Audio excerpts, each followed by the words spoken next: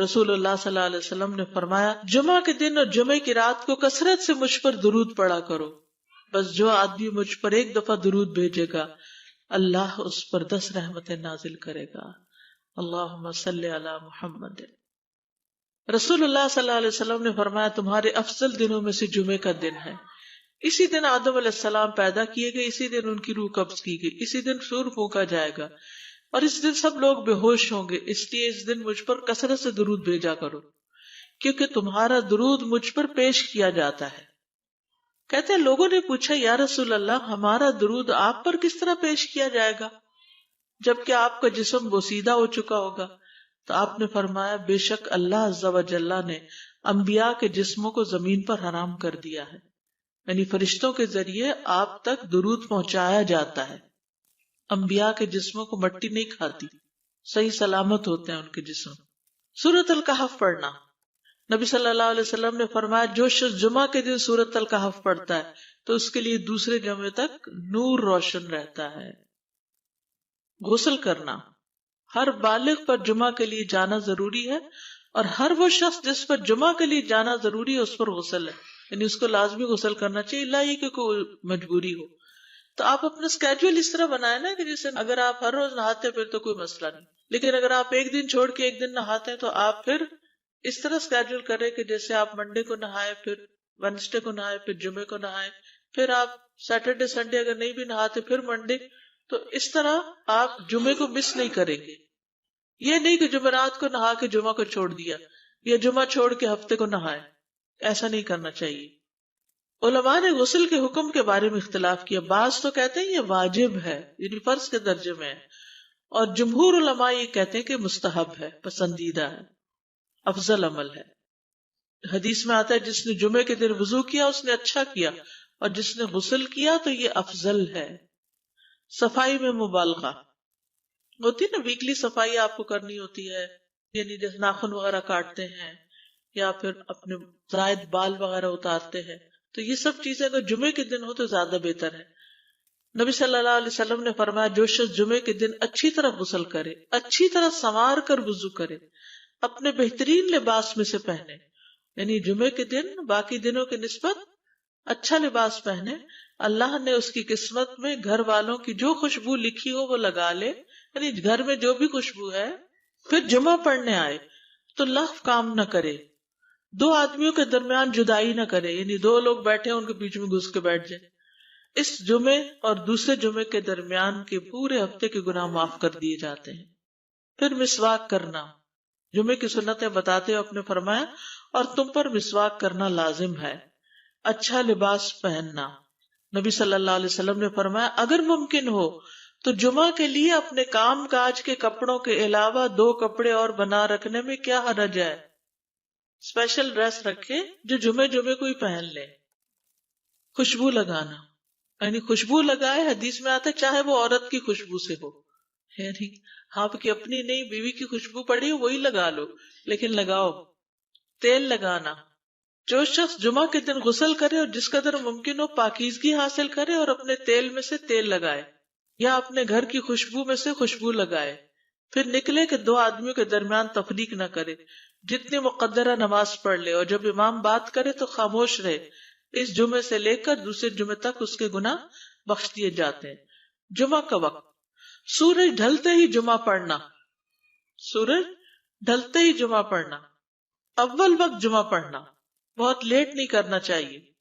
ایاس بن سلمہ بن اکوع اپنے والد سے روایت کرتے ہیں، انہوں نے کہا کہ ہم رسول اللہ صلی اللہ علیہ وسلم کے ساتھ جمعے کی نماز پڑھ کر واپس لوٹتے تھے تو دیواروں کا سایہ اتنا نہیں ہوتا تھا کہ ان سے اپنے آپ کو سایہ مہیا کیا جا سکے، یعنی ابھی سورج بہت تھوڑا ڈھلا ہوتا تھا۔ ہاں گرمی کی شدت میں تاخیر کی اجازت ہے۔ مسجد میں داخلہ، مسجد کی طرف جلدی نکلنا، تحیت المسجد ادا کرنا۔ عمر بن دینار کہتے ہیں انہوں نے جابر رضی اللہ عنہ کو کہتے ہوئے سنا کہ ایک شخص جمعہ کے دن مسجد میں داخل ہوا اس حال میں کہ نبی صلی اللہ علیہ وسلم خطبہ دے رہے تھے، تو آپ نے فرمایا کیا تم نے نماز پڑھی؟ اس نے کہا نہیں، تو آپ نے فرمایا کھڑے ہو 2 رکعتیں پڑھو۔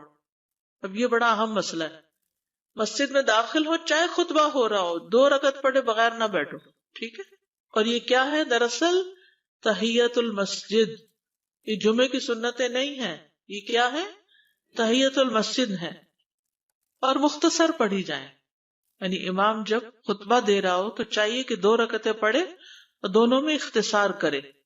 نماز سے قبل ہلکا بنانے کی ممانعت، مثلا آپ جلدی چلے گئے تو یہ نہیں کہ ایک گروپ بنا کے آپس میں گپ شپ شروع کر دیں، نہیں، سیدھے ہی لائنوں میں بیٹھیے. انتظار کا وقت کیسے گزاریں گے؟ نفل پڑھ کے بیٹھ گئے، ذکر اذکار کریں، قبلے کی طرف رخ کر کے لائنوں میں بیٹھیں. ہلکا نہیں بنائیں، بیٹھ کے خرید و فروخت نہیں کریں. تاخیر سے آنے پہ گردنیں پھلانگ کے نہ آگے جائیں. رسول اللہ صلی اللہ علیہ وسلم نے فرمایا ٹیک لگا کے مت کھاؤ، یہ عام ایک ادب بتایا. یعنی اس طرح ٹیک لگا کے نہیں کھاؤ، کھانے کے وقت سیدھے ہو جاؤ. چھنے ہوئے آٹے کی روٹی نہ کھاؤ، میدا. مسجد میں کوئی جگہ مقرر نہ کرو کہ یہ میری جگہ ہے، آپ کیوں آج یہاں کھڑی ہو گئی، کہ تم اسی میں ہی نماز پڑھو. کچھ لوگ ہوتے ہیں نا آ کے مخصوص جگہ ہی پڑھتے ہیں، اگر کوئی اور وہاں ہو جائے ڈسٹرب ہو جاتے ہیں. اور جمعہ کے دن لوگوں کی گردنیں نہ پھلانگو، ورنہ اللہ تمہیں قیامت کے دن لوگوں کے لیے پل بنا دے گا. کیونکہ بہت اذیت کی بات ہے نا، اب بیٹھے ہیں لوگ باقاعدہ بعض اوقات کندھوں پہ ہاتھ رکھ کے اس کو تنگ کر اس کو تنگ کر، تو یہ نہیں کرنا چاہیے. اگر آپ کو اٹھنا بھی پڑ گیا بیچ میں تو واپسی پہ پیچھے کھڑے ہو جائیے، اگلی لائن مل جائے گی. جی یہ تو بہت ضروری بات آپ نے کی کہ جب لوگ مسجد آئے تو پہلی صف میں بیٹھے، یعنی پہلی چھوڑ کے آخری میں بیٹھ جائیں اور پھر لوگ ان کی گردنیں پلانگتے رہیں، دوسروں کے لیے فتنہ بننا. جابر بن عبداللہ رضی اللہ عنہ سے روایت ہے کہ جمعے کے دن رسول اللہ صلی اللہ علیہ وسلم خطبہ ارشاد فرما رہے تھے کہ ایک آدمی مسجد میں داخل ہوا، وہ قریب آ کر بیٹھنے کے لیے لوگوں کے اوپر سے گزرنے لگا. رسول اللہ صلی اللہ علیہ وسلم نے فرمایا بیٹھ جاؤ، تحقیق تم نے لوگوں کو تکلیف پہنچائی اور دیر سے آئے. یہ عربی کے الفاظ بڑے خوبصورت ہیں. اجلس فقد آذیت و آنیت، کتنی جامع زبان ہے یہ. اجلس فقط آذیت، تو نے اذیت دی، و آنیت، اور دیر سے آئے. ہاں تو اس سے منع کیا گیا. کسی کو اس کی جگہ سے نہ اٹھانا. جابر رضی اللہ عنہ نبی صلی اللہ علیہ وسلم سے روایت کرتے ہیں، آپ نے فرمایا تم میں سے کوئی شخص جمعہ کے دن اپنے بھائی کو کھڑا نہ کرے کہ پھر دوسری طرف سے آ کر اس کی جگہ پہ خود بیٹھ جائے، بلکہ جو آئے وہ کہے جگہ کشادہ کرو، ہمارے لیے بھی جگہ بناؤ، یہ کہے. خطبہ جمعہ اور اس کے آداب. خطبہ جمعہ کی اہمیت. جب اذان ہو جائے تو کیا کرے انسان؟ مسجد کی طرف دوڑ پڑے. تو مسجد میں جماعت تو نہیں ہو رہی ہوگی، پہلے کیا ہو رہا ہوگا؟ خطبہ ہو رہا ہوگا. امام کا خطبے سے پہلے سلام کرنا. نبی صلی اللہ علیہ وسلم جب ممبر پر چڑھتے تو حاضرین کو السلام علیکم کہتے. امام کا کھڑے ہو کر خطبہ دینا. رسول اللہ صلی اللہ علیہ وسلم کھڑے ہو کر خطبہ دیتے، پھر بیٹھ جاتے، پھر کھڑے ہوتے اور کھڑے ہو کر خطبہ دیتے، یعنی بیچ میں تھوڑا سا بیٹھ بھی جاتے تھے. جس نے تمہیں یہ خبر دی کہ آپ بیٹھ کر خطبہ دیتے تھے تو تحقیق اس نے جھوٹ بولا. بس یقیناً اللہ کی قسم میں نے آپ کے ساتھ 2000 سے زائد نمازیں پڑھی ہیں، یعنی جن میں بہت سے جمعے بھی آئے ہیں، تو ایسا کچھ نہیں. امام کا 2 خطبے دینا، یعنی کھڑے تھے پہلے، پھر ذرا بیٹھ گئے، پھر دوسری دفعہ اٹھے، تو یہ 2 خطبے ہو گئے. مختصر خطبہ دینا. آپ کے خطبات چند کلمات ہوا کرتے تھے، بہت لمبی تقریریں نہیں. آپ کا خطبہ درمیانہ ہوتا تھا. نبی صلی اللہ علیہ وسلم نے فرمایا آدمی کا نماز کو لمبا کرنا اور خطبے کو مختصر کرنا اس کی سمجھداری کی علامت ہے. بس نماز لمبی کرو اور خطبہ مختصر کرو، کیونکہ بعض بیان جادو جیسا اثر رکھتے ہیں، یعنی تھوڑے بھی بات کرو گے تو دل میں چلی جائے گی. نماز پہ زیادہ توجہ. نبی صلی اللہ علیہ وسلم کا خطبے میں سورۃ قاف پڑھنا. حارثہ بن نعمان کی بیٹی سے روایت ہے، کہتی کہ میں نے سورۃ قاف رسول اللہ صلی اللہ علیہ وسلم سے سن کر حفظ کر لی. آپ ہر جمعے کو خطبے میں پڑھا کرتے تھے. سامعین کا امام کی طرف رخ کرنا، یعنی جمعے کے دن یہ نہیں کہ آپ کرسی لگا کے کسی اور طرف منہ کر کے بیٹھ جائیں اور جب جماعت ہو تو پھر صف میں کھڑے. نہیں، آپ صف میں بیٹھے ہو، کس طرف منہ ہو؟ قبلہ رخ ہو. امام سامنے ہی ہوگا نا قبلے کی طرف. ایک صحابی کہتے کہ جب آپ ممبر پہ چڑھتے تو ہم اپنے چہروں کے ساتھ آپ کی طرف متوجہ ہوتے، ادھر ادھر نہیں دیکھتے تھے خطبے کے دوران. امام کے قریب بیٹھنا. اللہ کے نبی صلی اللہ علیہ وسلم نے فرمایا ذکر میں حاضر ہوا کرو، یعنی خطبہ میں. اور امام کے قریب بیٹھا کرو، بے شک آدمی دور ہوتا رہتا ہے حتیٰ کہ وہ جنت میں بھی پیچھے ہی ہوگا اگرچہ وہ اس میں داخل بھی ہو جائے. یہ تاخیر کی اتنی مذمت ہے. خاموشی سے خطبہ سننا، یعنی بات نہیں کرنی چاہیے، کوئی اہم بات بھی نہیں پوچھنی چاہیے. ابن مسعود سے روایت ہے کہ انہوں نے ابی ابن کعب سے قرآن کی کسی آیت کے بارے میں سوال کیا جبکہ اللہ کے نبی خطبہ دے رہے تھے، تو انہوں نے اعراض کیا اور کوئی جواب نہ دیا. پھر جب آپ نے نماز پڑھائی تو ابی کہنے لگے تمہارا جمعہ ہی نہیں ہوا. تو ابن مسعود نے رسول اللہ صلی اللہ علیہ وسلم سے پوچھا تو آپ نے فرمایا ابی نے سچ کہا، کوئی بات کرنے کی اجازت نہیں، یہ کہنے کی بھی کہ چپ ہو جاؤ یہ بھی اجازت نہیں. عبداللہ بن مسعود کہتے کہ جب امام جمعہ کے لیے آ گیا پھر تمہارا اپنے ساتھی سے یہ کہنا کہ خاموش رہو لغویت کے لیے کافی ہے. یہ بھی لغو بات ہے. کوئی لغو حرکت نہ کرنا، کنکریوں سے نہ کھیلنا، فون سے نہیں کھیلنا، میسجز چیک نہیں کرنا، انگلیوں میں انگلیاں ڈال کے پٹاخے نہیں بجانا، گوٹ مار کے نہیں بیٹھنا. گوٹ مار کے کیسے بیٹھتے ہیں؟ گھٹنے اوپر کر کے اور یوں ایسے گھٹنوں کے گرد ہاتھ ڈال کے. کئی دفعہ ایسے نظر آتا ہے کہ خطبے میں لوگ اس طرح بیٹھے ہوتے ہیں کیونکہ پتہ نہیں ہے.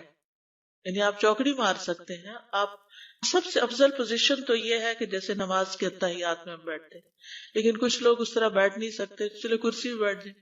اگر کرسی نہیں ہے نیچے بیٹھے ہیں تو چوکڑی مار کے بیٹھ جائیں، مگر ٹانگیں اس طرح پیٹ کے ساتھ لگا کے گھٹنوں پہ ہاتھ کو بل دے کے اس طرح نہیں بیٹھے. اگر مجبوری ہے تو وہ اور بات ہے، لیکن یہ کہ بلا وجہ نہیں کرنا چاہیے کیونکہ ادب کے خلاف ہے. اونگ آنے پر جگہ بدلنا. نبی صلی اللہ علیہ وسلم نے فرمایا اگر جمعہ کے دن کسی کو مسجد میں اونگ آنے لگے تو اپنی اس جگہ کو دوسری جگہ سے بدل لے. کہ بعض اوقات ایسا ہوتا ہے نا خطبے کے وقت بڑی سکینت ہوتی ہے اور آخری خطبہ تو آپ نیند میں ہی سنتے ہیں. نماز جمعہ کی رکعت 2 رکعت ہے فرض بس. جمعہ کی نماز 2 رکعتیں ہیں اور ان دونوں میں قرات ہوتی ہے. نبی صلی اللہ علیہ وسلم جمعے میں سبح اسم ربک الاعلی اور حل اتاک حدیث الغاشیہ پڑھتے. کبھی جمعہ اور عید کٹھے ہو جاتے تب بھی دونوں نمازوں میں یہی سورت پڑھتے تھے. ٹھیک ہے. اسی طرح صبح کی نماز میں جمعے کے دن الف لام میم التنزیل اور حل اتی علی الانسان کی قرات کرتے اور نماز جمعہ میں سورۃ الجمعہ اور منافقین کی تلاوت کرتے. یعنی یہ بھی ملتا ہے. فرض کے بعد 2 رکعت پڑھنا. عبداللہ بن عمر سے روایت ہے انہوں نے رسول اللہ صلی اللہ علیہ وسلم کی نفل نماز کو بیان کیا اور کہا کہ آپ جمعے کے بعد کوئی نفل نماز نہیں پڑھتے تھے حتیٰ کہ واپس تشریف لے جاتے پھر اپنے گھر میں 2 رکعت پڑھتے تھے. اب جو لوگ گھر نہیں جاتے تو پھر وہیں پر وہ پڑھ لیتے ہیں، ورنہ آپ صلی اللہ علیہ وسلم اپنی سنتیں وغیرہ گھر میں پڑھتے تھے. اور اسی طرح 4 بھی پڑھی جا سکتی، 2 بھی ہیں 4 بھی ہیں. آپ صلی اللہ علیہ وسلم نے فرمایا جب تم میں سے کوئی جمعہ پڑھ چکے تو اس کے بعد 4 رکعتیں پڑھے. یہ آپ کا حکم ہے. تو جب آپ کا 2 چیزیں ہوتی ہیں سمجھنے کے لیے، ایک آپ کا فعل ہوتا ہے اور ایک آپ کا حکم ہوتا ہے. تو ہمارے لیے کیا ہے جو آپ کا حکم ہو. جمعے کے بعد کوئی اور نماز پڑھنے سے پہلے گفتگو کرنا، یعنی سنت پڑھنے سے پہلے گفتگو کرنا. اسما بن مالک سے مرفوعاً روایت ہے کہ جب تم میں سے کوئی آدمی جمعہ کی نماز پڑھے تو اس کے بعد اس وقت تک کوئی نماز ادا نہ کرے جب تک کسی سے کلام نہ کرے یا اس جگہ سے نکل نہ جائے. پہلے منع تھا، اب کوئی نہ کوئی بات کر لینی چاہیے. نہیں سمجھ آئی؟ یعنی جمعہ پڑھ لیا آپ نے اور پھر کسی سے آپ سلام دعا کر لیں، اس کے بعد سنت پڑھیں یا نفل جو بھی. ٹھیک ہے. اور گھر جانا تو گھر جا کے پڑھیں، اور اگر گھر نہیں جانا کام پہ جانا ہے تو ادھر ہی پڑھ کے چلے جائیں. کتنا پیارا ہے ہمارا دین کہ اتنا لمبا بھی چپ کا روزہ نہیں رکھوایا. بالکل. عاصم سے روایت ہے، وہ ابو قلابہ سے نقل کرتے ہیں میں نے ان کے ساتھ جمعہ کی نماز پڑھی. جب میں نے اپنی نماز پوری کر لی انہوں نے میرے ہاتھ کو پکڑا اور میری جگہ پر کھڑے ہوئے اور مجھے اپنی جگہ پہ کھڑا کیا. وہ جو ہم چینج کرتے ہیں نا جگہ، وہ اس کی بات ہو رہی ہے. یعنی جمعے کے بعد کوئی اور نماز پڑھنے سے پہلے بات بھی کر لینا، جگہ بھی تبدیل کرنا. لیکن اگر کچھ لوگ پہلے سے ہی آپ کی سنتیں شروع کر چکے اور کوئی چینج کرنے والا نہیں تو پھر پڑھ لیجئے. یعنی یہ مستحب اعمال ہے، ان میں ایسا نہیں کہ کوئی گناہ لازم ہو جائے گا، لیکن افضل یہ ہے، افضل سے اجر زیادہ ہو جاتا ہے. جمعہ کے دیگر احکام، ایک رکعت پانے پر بھی جمعہ ادا ہو جاتا ہے. یعنی اگر کسی کو رش مل گیا، پارکنگ نہیں ملی اور ایک رکعت میں بھی پہنچ گیا تو جمعہ ہو گیا. امام سے دعا کا کہنا. انس کہتے ہیں کہ ایک سال نبی صلی اللہ علیہ وسلم کے عہد میں لوگ قحط میں مبتلا ہوئے. جمعہ کے دن میں نبی صلی اللہ علیہ وسلم کے خطبہ پڑھنے کے دوران میں ایک اعرابی کھڑا ہو گیا.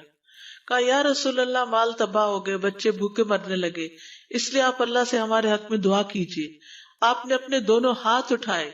اس وقت آسمان پر بادل کا ایک ٹکڑا بھی نہیں تھا. قسم ہے اس ذات کی جس کے ہاتھ میں میری جان، آپ نے ہاتھ اٹھائے بھی نہیں تھے کہ پہاڑوں کی طرح بادل کے بڑے بڑے ٹکڑے امڑ آئے. یہ معجزہ ہے آپ کا، آپ کی دعا قبول ہو گئی.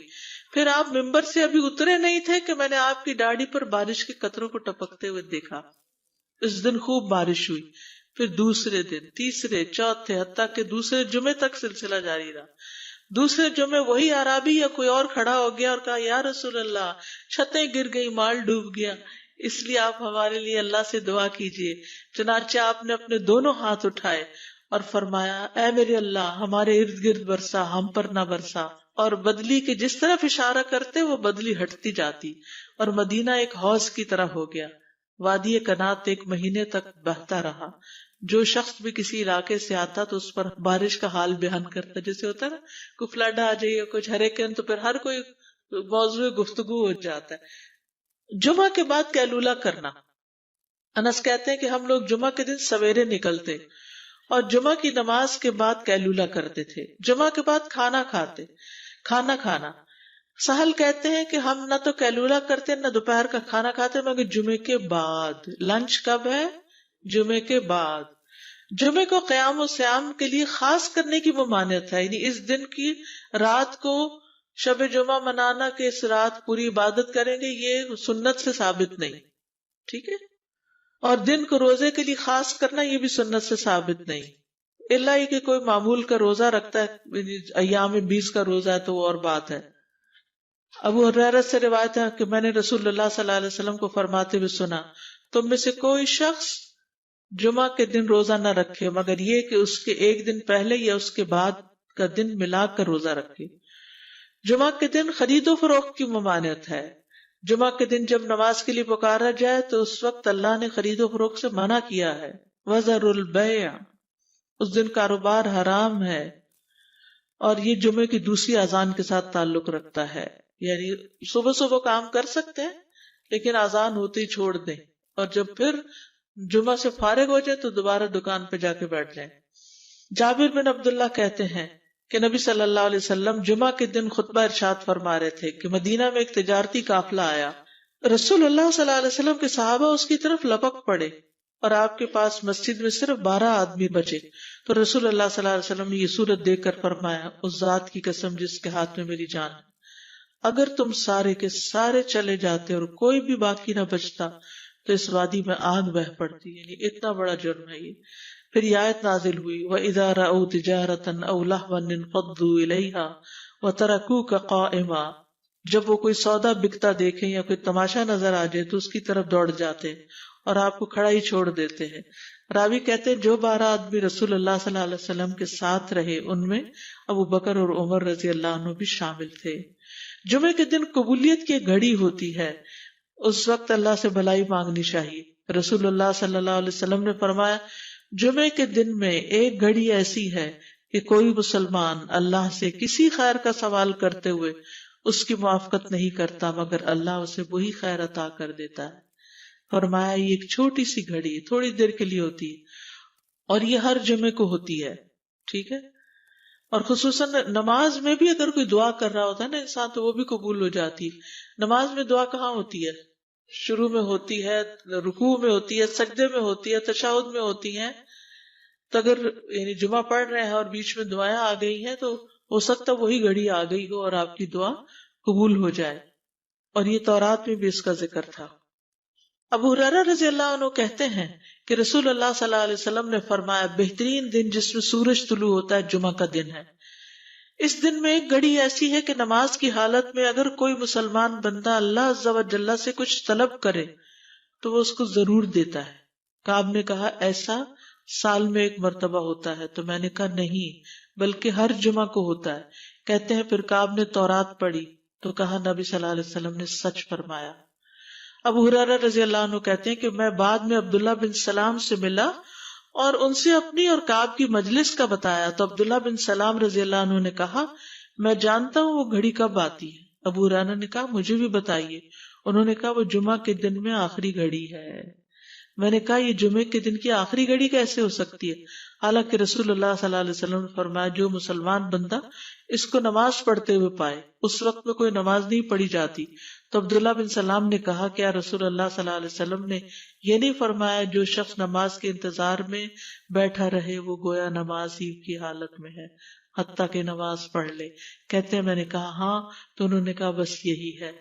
یعنی اس وقت کیا کرنا چاہیے، آخری گھڑی میں وضو وغیرہ کر کے مغرب کی نماز کے انتظار میں بیٹھ کے دعائیں کریں، اذان ہو تو نماز پڑھ لیں. عصر کے بعد سے مغرب تک کا وقت ہے. انس بن مالک سے روایت ہے کہ نبی صلی اللہ علیہ وسلم نے فرمایا جمعہ کے دن اس گھڑی کو جس میں دعا کی قبولیت کی امید کی جاتی ہے عصر سے لے کر سورج ڈوبنے تک کے درمیان تلاش کرو، اور دن کی آخری گھڑی ہے. تو اللہ سبحانہ وتعالی ہمیں اس دن کی برکتوں سے فائدہ اٹھانے کی توفیق عطا فرمائے.